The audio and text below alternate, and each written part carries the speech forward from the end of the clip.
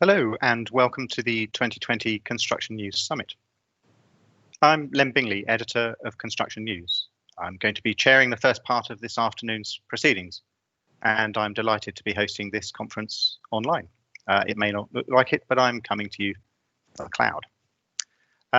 The theme of this year's summit is growth in a changed landscape, and I think we can all agree that the landscape has shifted much more than any of us could have foreseen before the virus arrived earlier this year.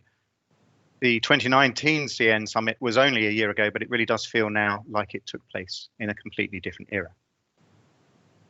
The COVID crisis has upended many things. It has disrupted pipelines of work, potentially storing up trouble for years to come. Planned developments have been delayed or derailed because the virus may well have permanently changed attitudes to the workplace, to commuting, and to long-distance travel, if not for leisure, then for business, perhaps. The knock-on effects on residential, commercial, and infrastructure projects have really yet to settle. That's something that we will only see shake out over the next year or two.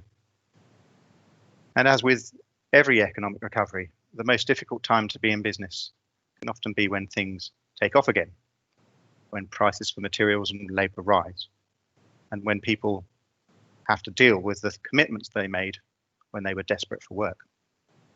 That phase still lies ahead for many of us. And of course, to these challenges, we can add a whole host of background issues that our sector has to deal with. There is climate change and the need to decarbonise. There are deep questions for our industry around building safety and the allocation of risk along the supply chain. I think all of us that have been paying attention to the Grenfell inquiry have been shocked in a way, but also not shocked in another, to see how responsibility has been passed along in a way that perhaps highlights a deep-seated flaw in our industry. And of course, there's the ever-present need to make a decent margin. So many contractors make margins that look like a misprint from the perspective of other industries. That is something that our industry must tackle. And then there are also skills shortages, diversity challenges, and the need to modernise and digitise.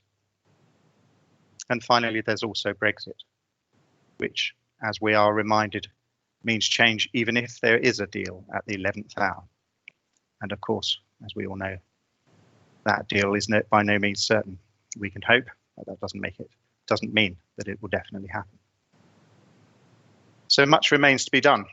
But as the pandemic has shown, construction is a remarkably resilient sector founded on teamwork. I have no doubt that our sector will find a way forward, and that the pandemic may even provide the trigger for real, widespread and lasting change for the better. We're all familiar with the phrase modernise or die, and it is starting to feel like a real warning that we all must heed going forward. But there are positives, of course. There's no need to sweat quite as profusely as Rudy Giuliani did the other day. We have a government that has promised to build, build, build. And to go with that rhetoric, it has at least shown the spine needed to turn words into action. It has backed HS2, and the bulldozers have started rolling this year. And other controversial projects like the Stonehenge Tunnel have also been given the green light. So the determination from the government is another reason for us to feel optimistic about the year ahead. Now, before we begin our main program today, I want to say just a few words about the Swapcard platform we're all using.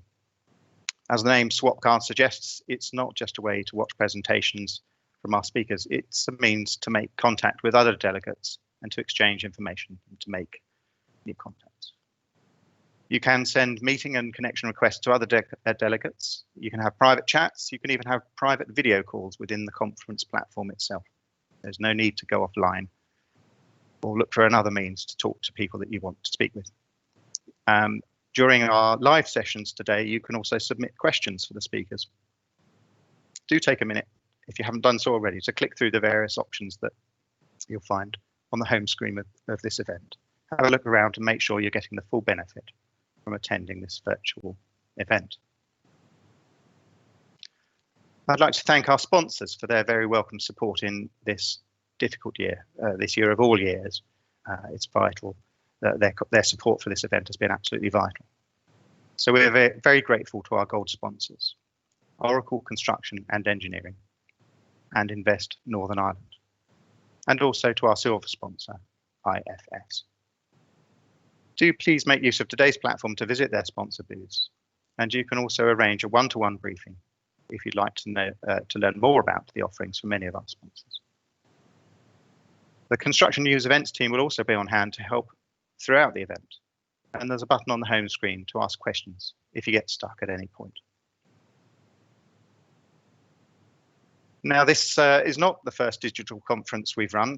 Back in September, we ran a Decarbonising Construction event, but we are still very much in the learning phase about how to make these events run smoothly in the virtual world. So please do bear with us if we have any technical hiccups. We'll try to get things straightened out as quickly as possible. Now, on to business. To kick off our virtual conference, we have a keynote from David Rockhill, who is an associate partner at McKinsey & Company. Now, obviously, it's great to hear insights from a company like McKinsey. I'm not sure how cloudy David's crystal ball is at the moment, but I believe he's going to attempt to assess what the future might hold for us all, which sounds like quite a tall order. His speech is to look at what the next normal might look like for construction.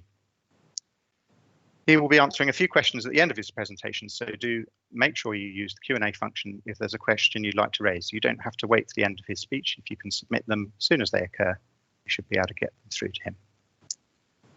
So with that, it's time for David's presentation.